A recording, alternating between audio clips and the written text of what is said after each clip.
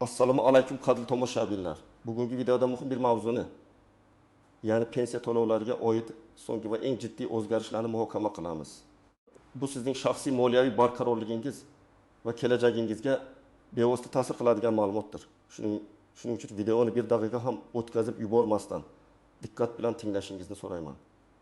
Hatto agar siz hozir pensiya yoshida bo'lmasangiz ham, bu ma'lumot sizning ota-onangiz, bobo-buvalaringiz yoki yaqinlaringiz uchun, shuningdek kelajakdagi o'zingiz uchun ham juda muhimdir. Chunki bugun gaplashadigan narsalar butun pensiya tizimini tubdan o'zgartiradi va siz bu yangiliklarga tayyor bo'lishingiz shart. Bu o'zgarishlar har bir pensionerga taalluqli bo'lganligi sababli ularni tushunish, ularga amal qilish shartdir. Kanalimizga obuna bo'lishni va ushbu videoga like bosishni unutmang. Bu bizga bunday muhim va dolzarb ma'lumotlarni ko'proq odamlarga yetkazishga yordam beradi va bizning faoliyatimizni qo'llab-quvvatlaydi. Muammoning mo'yhati avvallari pensiya to'lovlari qanday tartibda amalga oshirilardi? Bu juda murakkab, ba'zida shaffof bo'lmagan jarayon edi. Har bir pensioner uchun pensiyani olishning bir nechta usuli mavjud edi.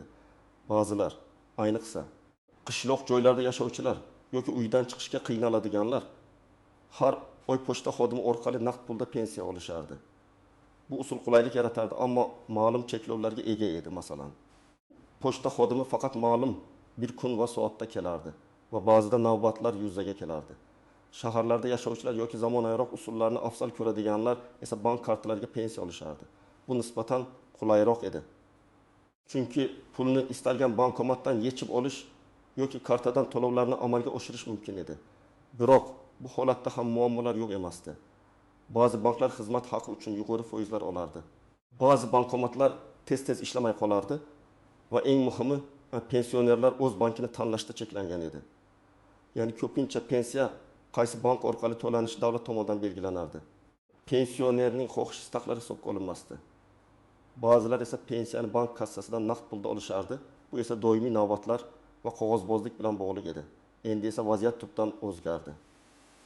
Hukumat pensiya to'lovlari tizimini yanada shaffof, samarali va zamonaviy qilish maqsadida bir qator yangi qoidalarni joriy qildi. Eng asosiy o'zgarish shundaki, pensiya to'lovlari endi markazlashgan holda to'liq elektron tizim orqali amalga oshiriladi. Bu nima degani? Bu degani, endilikda har bir pensioner o'z pensiyasini qaysi bank orqali olishni mustaqil tanlay oladi va bu jarayon avtomatlashtiriladi. Yangi tizimning joriy etilishi ortida bir qancha sabablar yotadi. Birinchidan, bu tizim shaffoflikni oshiradi va pensiya to'lovlari jarayonini nazorat qilishni osonlashtiradi. Ikkinchidan, u pensionerlar uchun qulaylik yaratadi. Chunki ular endi o'zlariga eng mos keladigan, eng yaqin joylashgan yoki eng yaxshi xizmatlarni taklif qiladigan bankni tanlashi mumkin. Uchinchidan, bu navbatlarni kamaytiradi va qog'ozbozlikka chek qo'yadi. To'rtinchidan, naqd pul bilan bog'liq xavfsizlik muammolarini, o'g'irlik, yo'qotish kamaytiradi va firibgarlikning oldini olishga yordam beradi. Beshinchidan, u mamlakatda raqamli iqtisodiyotni rivojlantirish va aholining moliyaviy savodxonligini oshirishga hissa qo'shadi. Aslini olganda, bu o'zgarish pensiya tizimini uni asr talablariga moslashtirishga qaratilgan fundamental qadamdir. Batafsil tushuntirish. Kimlar xavotirlanishi kerak va kimlar emas? Keling, endi bu o'zgarishlar kimga qanday ta'sir qilishini batafsil ko'rib chiqaylik. Kimlar xavotir olishi kerak va kimlar nisbatan xotirjam bo'lishi mumkin? Birinchi navbatda, hozirda pensiyasini naqd pulda, ayniqsa pochta orqali oladigan fuqarolarimiz albatta xavotirlanishi va zudlik bilan harakat qilish kerak. Chunki endilikda bu usul to'liq bekor qilinadi. Siz majburiy ravishda bank kartasi ochishingiz va pensiyangizni faqat bank kartasiga olishingiz shart bo'ladi. Agar sizda hali bank kartasi bo'lmasa, uni qisqa muddat ichida ochishingiz kerak bo'ladi. Bu jarayonni keyinroq batafsil tushuntiraman. Agarda sizda hozirda bank kartasi mavjud bo'lsa-yu, ammo unga pensiya kelmayotgan bo'lsa, siz ham bankini tanlash va kartani pensiya olish uchun ro'yxatdan o'tkazish jarayonidan o'tishingiz kerak bo'ladi. Ikkinchi toifa, bu allaqachon bank kartasi orqali pensiya oladiganlar. Sizlar nisbatan xotirjam bo'lishingiz mumkin. Chunki sizda karta bor va pensiya to'lovlari allaqachon elektron shaklda amalga oshirilmoqda. Biroq siz ham diqqatli bo'lishingiz kerak. Yangi tizim sizga o'z bank qilingizni o'zgartirish imkoniyatini beradi. Agar siz hozirgi bank qilingizdan norozi bo'lsangiz, masalan, xizmat haqi yuqori, bankomatlar kam, filiallar uzoq siz boshqa o'zingizga qulayroq bankni tanlash imkoniyatiga ega bo'lasiz. Bu siz uchun katta afzallikdir. Uchinchi toifa, yaqinda pensiyaga chiqadigan fuqarolar. Sizlar uchun bu yangi tizim boshdanoq ishlaydi. Pensiya rasmiylashtirish jarayonida siz darhol o'zingizga mos keladigan bankni tanlashingiz va kartani olishingiz mumkin bo'ladi.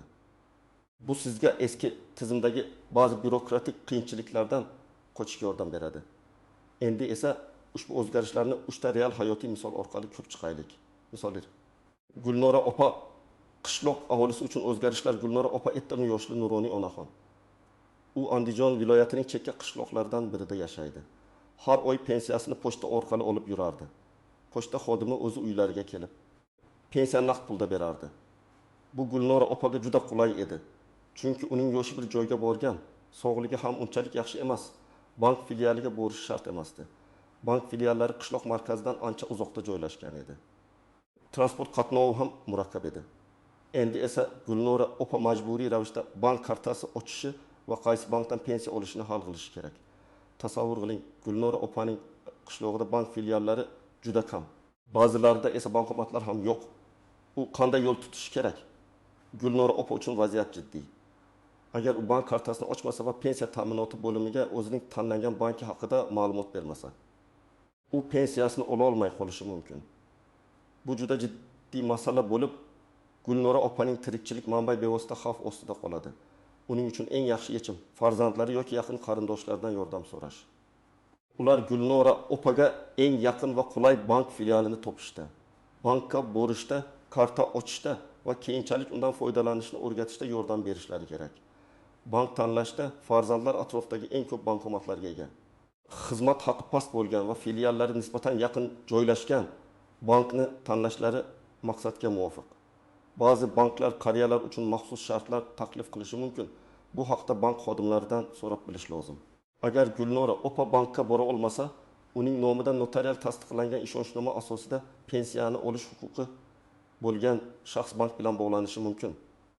Ammo kartani ochish uchun pensionerning o'zi borishi yoki mobil bank ilovasi orqali masofaviy ro'yxatdan o'tish imkoniyatini ko'rib chiqish kerak.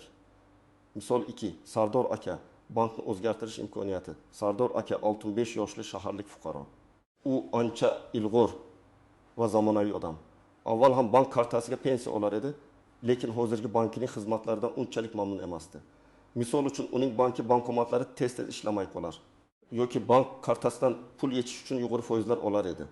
Filialdagi navbatlar ham uzun edi. Online banking ilovasi esa qulay emasdi.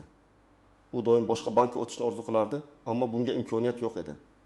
Endi esa Sardor aka uchun ajoyib imkoniyat paydo bo'ldi. U o'z bankini o'zgartirish imkoniyatiga ega. Bu uning uchun katta afzallik, chunki u endi o'ziga eng mos keladigan, eng qulay xizmatlarni taklif qiladigan bankni tanlashi mumkin. Sardor aka bir necha bankning takliflarini solishtirishi, ularning xizmat haqlari, bankomatlar soni, filiallar joylashuvi, mobil ilovasining qulayligi kabi omillarni baholashi mumkin. Masalan, u o'ziga yaqin joylashgan bankomatlar ko'p bo'lgan, mobil ilovasi orqali kommunal to'lovlarni osonlik bilan amalga oshirish mumkin bo'lgan va eng muhimi, pensiyadan pul yechishda kam foiz oladigan bankni tanlashi mumkin. Bu unga pulni naqdlashtirishda ham, to'lovlarni amalga oshirishda ham erkinlik beradi va moliyaviy xarajatlarni optimallashtirishga yordam beradi. Uning uchun bu jarayon ancha oson kechadi. Chunki u bank kartasidan foydalanishga allaqachon ko'nikkan. Sardor aka shunchaki pensiya ta'minoti bo'limiga yangi tanlagan banki va yangi kartasining rekvizitlarini taqdim etish kifoya. Misol 3. Zaynab opa, yangi pensioner uchun qulayliklar. Zaynab opa 28 yoshli ayol, yaqinda pensiyaga chiqdi. Uning uchun bu tizim boshdanoq qanday ishlaydi? U hech qachon pensiya olmagan. Shuning uchun eski tizimdagi bürokratik jarayonlar bilan tanish emas. Zaynab opa uchun yangi tizim haqiqatan ham qulaylik yaratadi. Pensiyaga chiqish jarayonida hujjatlarni rasmiylashtirish vaqtida u darhol o'ziga mos keladigan bankni tanlash va shu bankda pensiya kartasini ochish imkoniyatiga ega bo'ladi. U pensiya ta'minoti bo'limida pensiya rasmiylashtirish bilan birga bank tanlovi bo'yicha ham maslahatlar olishi mumkin. Bu unga 2 marta yugur qilishdan qutqaradi va jarayonni soddalashtiradi. Misol uchun, Zaynab opa o'z ish joyiga yaqin bo'lgan bank filialini yoki uyiga yaqin joylashgan bankomatlari ko'p bo'lgan bankni tanlashi mumkin. Pensiya ta'minoti bo'limi unga barcha kerakli shakillarni to'ldirishda yordam beradi va tanlangan bankka tegishli ma'lumotlarni avtomatik ravishda yuboradi. Natijada Zaynab opa tez va oson tarzda o'z pensiya kartasiga ega bo'ladi va pensiyani olishda hech qanday muammoga duch kelmaydi. Bu uning uchun eski tizimdagi qo'shimcha qog'ozbozlik va navbatlardan xalos bo'lish degandir. Qopqonlar va noaniq nuanslar har qanday yangi tizimda bo'lgani kabi pensiya to'lovlaridagi bu o'zgarishlarning ham o'ziga xos istisnolari. Ehtiyot bo'lish kerak bo'lgan qopqonlari va dastlab ko'zga tashlanmaydigan noaniq nuanslari mavjud. Ularni bilish sizni ko'plab muammolardan himoya qiladi. Istisnolar ba'zi kategoriyadagi fuqarolarimiz uchun bank kartasi orqali pensiya olish qiyinchilik tug'dirishi mumkinligi sababli alohida mexanizmlar saqlanib qolishi mumkin. Masalan, yotoqda yotgan, mustaqil harakatlana olmaydigan, nogironligi bo'lgan shaxslar yoki juda keksa, bankka borishga qiynaladigan, bironta yaqin qarindoshi ham bo'lmagan fuqarolar uchun alohida mexanizm ishlab chiqilishi ko'zda tutilgan. Bu holatlarda pensiya ta'minoti bo'limiga murojaat qilish orqali pensiya ularning uyiga yetkazib berilishi mumkin. Biroq bu holat ham aniq qoidalar asosida bo'ladi va har bir holat individual ko'rib chiqiladi. Bu jarayon biroz vaqt talab qilishi mumkin. Buning uchun tibbiy ma'lumotnomalar, ijtimoiy xizmatlardan xulosa va qarindoshlarning yo'qligini tasdiqlovchi hujjatlar talab qilinishi mumkin. Shuningdek, boshqa davlatda yashovchi, lekin O'zbekiston pensiya tizimidan pensiya oluvchi fuqarolar uchun ham xalqaro shartnomalar asosida alohida tartib saqlanib qolishi mumkin. Ammo bu holatlar juda cheklangan va standart holatlarga kirmaydi. Shuning uchun aksariyat pensionerlar bari bank kartasiga o'tishlari kerak. Qopqonlar va firibgarlikdan ehtiyot bo'ling. Bir bank tanlashda ehtiyot bo'ling. Ko'pchilik banklar sizni o'z mijozlari qilishga intiladi. Turli xil va'dalar berilishi mumkin. Bank tanlashda faqat qulaylik emas, balki xizmat haqlari, bankomatlar soni va joylashuvi, filiallar joylashuvi, onlayn banking ilovasining sifati va mijozlarga xizmat ko'rsatish darajasiga ham e'tibor bering.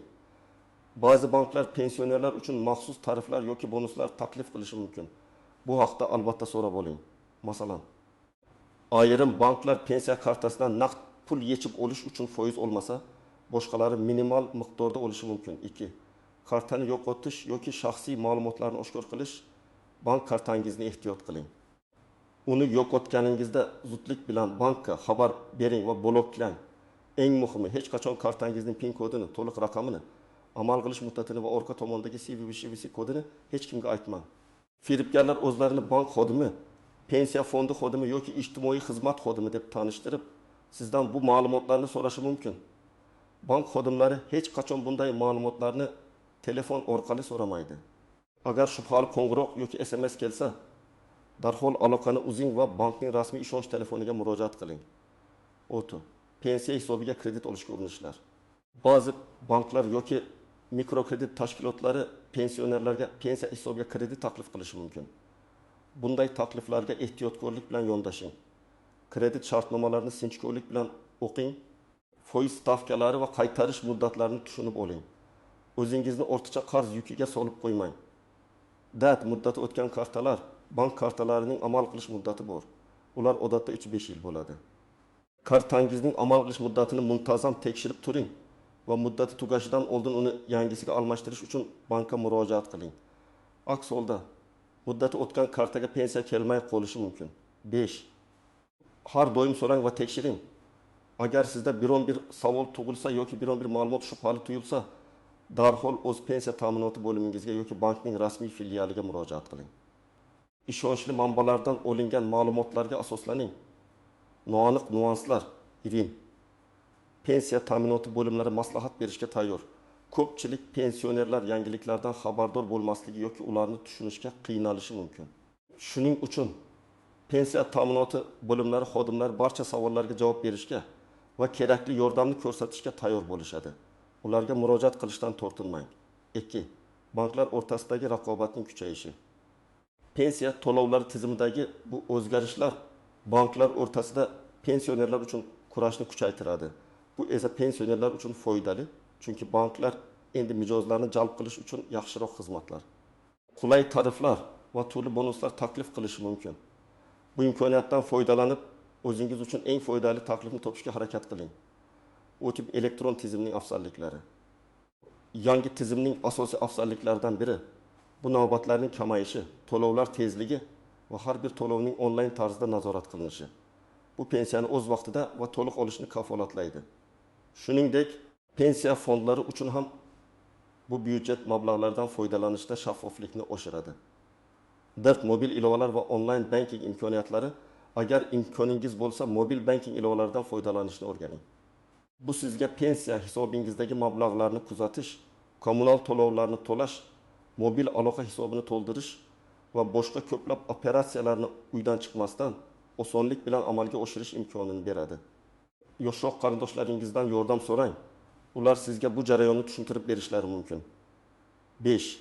Vakillar orqali olish tartibi. Agar pensioner o'zi bankka bora olmasa yoki bankomatdan pul yechib olishga qiynalsa, ishonchnoma asosida boshqa shaxs uning pensiyasini olishi mumkin. Buning uchun notarius tomonidan tasdiqlangan ishonchnoma talab qilinadi. Ishonchnomada aynan pensiyani olish vakolati aniq ko'rsatilgan bo'lishi kerak.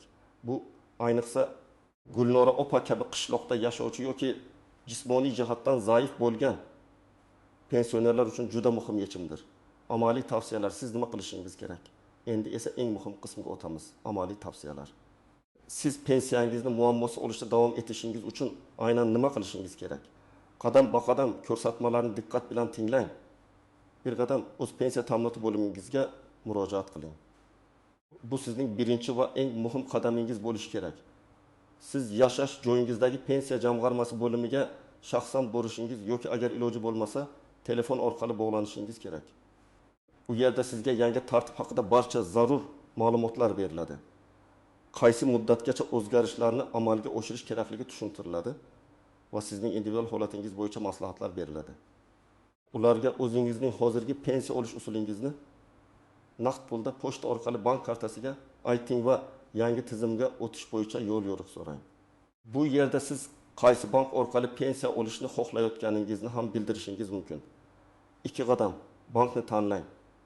Pensiya ta'minoti bo'limidan barcha ma'lumotlarni olganingizdan so'ng siz o'zingizga qulay bo'lgan bankni tanlashingiz kerak. Quyidagi omillarga e'tibor bering. Qulay joylashuv, uyingizga yoki yaqinlaringizning uyiga eng yaqin bank filialini yoki bankomatni toping. Kam xizmat haqi, pensiya kartasi uchun yillik xizmat haqi, pulni yechib olish uchun olinadigan foizlar haqida so'rang.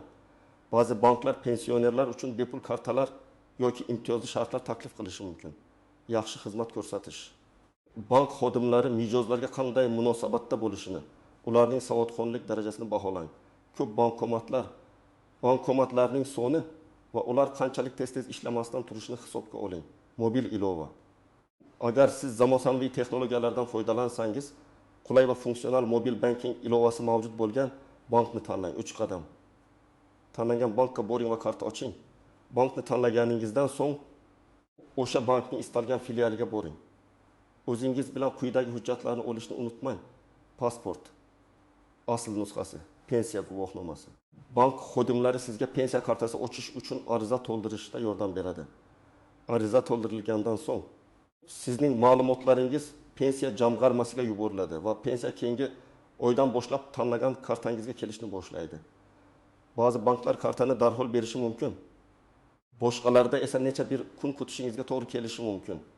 4 qadam. PIN kodni eslab qo'ling va xavfsizligini ta'minlang. Bank kartasini olganingizda sizga maxfiy PIN kod beriladi. Bu kodni hech kimga aytmang va hech qayerga yozib qo'ymang. PIN kodni miyangizga saqlashga harakat qiling. Agar PIN kodni unutib qo'ysangiz, bankka murojaat qilishingiz kerak bo'ladi. Bu esa qo'shimcha vaqt va urinishni talab qilishi mumkin. Kartani yo'qotganingizda yoki o'g'irlatganingizda darhol bankka xabar berib, kartani bloklang. 5 qadam. Mobil banking ilovani o'rnatishni o'rganing, agar iloji bo'lsa. Agar sizda smartfon bo'lsa va undan foydalanishga ko'nikkan bo'lsangiz, tanlagan bank qilingizning mobil ilovasini yuklab olish va uni ishlatishni o'rganishni tavsiya qilaman.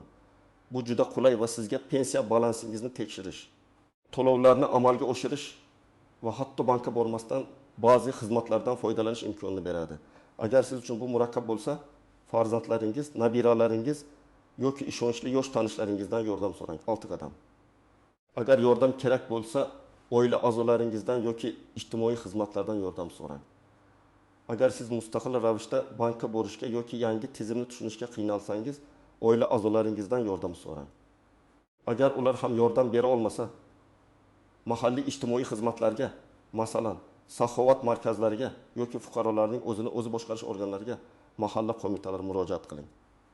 Ular sizga kerakli yordamni ko'rsatishga yoki tegishli tashkilotlarga yo'naltirishga majbur. 7 qadam firibgarlardan ehtiyot bo'ling. Bu eng muhim ogohlantirish. Hech qachon bank kartangizning to'liq raqamini amal qilish muddatini, PIN kodini yoki SMS kodini hech kimga aytmang. Bank xodimlari ham bunday ma'lumotlarni telefon orqali so'ramaydi. Agar sizga pensiya bilan bog'liq bo'lib tuyulgan shubhali qo'ng'iroqlar, SMS xabarlar yoki elektron pochta xabarlari kelsa, ularga javob bermang va darhol o'z bank qilingizning yoki pensiya jamg'armasining rasmiy ishonch telefonlariga murojaat qiling. Firibgarlar sizning ishonchingizdan foydalanib, pensiyangizni o'g'irlashi mumkin. Xulosa va yakuniy chorlov ko'rib turganingizdek, pensiya to'lovlari tizimida jiddiy o'zgarishlar yuz berdi. Bu o'zgarishlar dastlab sizga bir oz noqulaylik tug'dirishi mumkin. Ayniqsa, agar siz yillar davomida bir xil usulda pensiya olgan bo'lsangiz. Biroq uzoq muddatda bu tizimni yanada shaffof, samarali va qulay qilishga qaratilgan fundamental islohotdir. Pensionerlarning moliyaviy erkinligini oshirish, pulni o'z vaqtida va xavfsiz tarzda olishni ta'minlash yangi tizimning asosiy maqsadidir. Muhimi, xabardor bo'lish, bu videoda berilgan tavsiyalarga amal qilish va o'z vaqtida chora ko'rish. Yangi tizimga moslashish biroz vaqt talab qilishi mumkin, ammo bu sizning kelajakdagi moliyaviy barqarorligingiz uchun muhim qadamdir. Ushbu videodagi ma'lumotlar siz uchun foydali bo'ldi degan umiddaman. Sizningcha bu o'zgarishlar pensionerlarning hayotini qanday o'zgartiradi? Siz qaysi bankni tanlashni afzal ko'rasiz va nima uchun? Fikrlaringizni izohlarda yozib qoldiring. Videoga like bosing va kanalimizga obuna bo'lishni unutmang. Bu kabi muhim ma'lumotlarni o'tkazib yubormaslik uchun qo'ng'iroqcha tugmasini ham bosib qo'ying. Keyingi foydali videolarda ko'rishguncha o'zingizni ehtiyot qiling va moliyaviy savodxonligingizni oshirishda davom eting.